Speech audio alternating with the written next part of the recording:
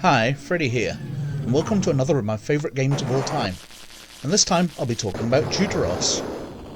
Giving it its full title, Deuteros the Next Millennium, it was published by Activision for the Amiga and the Atari ST and released in 1991, and is the sequel to Millennium 2.2.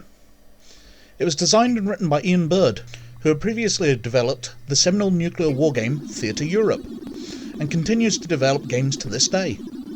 Graphics for Deuteros were done by Jai Redman, and its music by Matt Bates. The game is a resource management game, where most of your time is spent discovering sources of rare elements you need for your various projects, and transporting them to your factories. To find these sources of elements, you need to explore the solar system and beyond, using probes and starships. The game is set some 800 years after Millennium 2.2, in a time when mankind has won the struggle to make the Earth habitable again, but lost its spacefaring capabilities, when the Martians, moments before they were defeated, destroyed the moon base as a final deed of vengeance just as humans returned to Earth. As the game begins some 8 centuries later, the humans attempt to reach space travel again and rediscover old secrets. Initially, the player has Earth's resources with which they can build ships and orbital factories. The first factory will give the player technology to build IOSs, interplanetary operations spacecraft, which they can build orbital factories over selected planets and moons of the solar system. First, the player can use the IOS to extract minerals from asteroids not found on Earth, such as silver and platinum, and later build bases on the selected planets with the orbital factories so that exotic material is steadily produced. In the process, the player meets the Methanoids, colonists from the first game who declared independence from Earth when it was resettled. Now they dominate trans-Neptunian space and act secretively, only allowing the player to swap mined goods for materials they need. Once the player builds a 6th orbital factory, the Methanoids will declare war, and in the process the player will have to research and manufacture battle drones, and also copy the technologies of the enemy. There are 3 categories of civilians which can be trained in the game: producers, researchers and marines, out of a pool of 6,000 population. The longer these teams are used, they advance in 3 levels, required for some later actions. For example, some inventions can only be manufactured by a producer who is at expert level, while pilots with the rank of admiral are more effective in battles. New bases built on other planets and moons must be manned with new teams of producers in order to construct the shuttles and mining derricks needed for supply. Some of these events are milestones which will trigger new technologies to be researched by the scientists.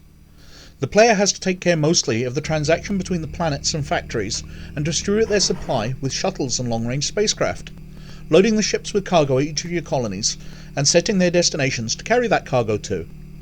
However, later automation can be researched, which automates the loading and piloting of your cargo vessels, and eventually teleportation is invented, which allows instantaneous transport of cargo between your colonies, freeing up the player's attention as you must later concentrate on the continuing war with the Methanoids. Once the player conquers all of the solar system, they will discover some alien messages and a blueprint for faster-than-light travel. New technology will allow the player to construct SCGs, star-class galleons, and travel to Proxima Centauri, the first of 7 star systems that also have to be conquered. In the process, technology hyperspace travel will be acquired. Winning requires conquering all 8 systems and collecting 8 parts of mysterious machines scattered by the Methanoids. Upon winning, the game ends with a mini video clip that shows 3 picture slots with icons and pictures of in-game objects changing every 3 seconds, accompanied by the main music of the game. This game just seems so massive to me, springing surprises on the player during your first play.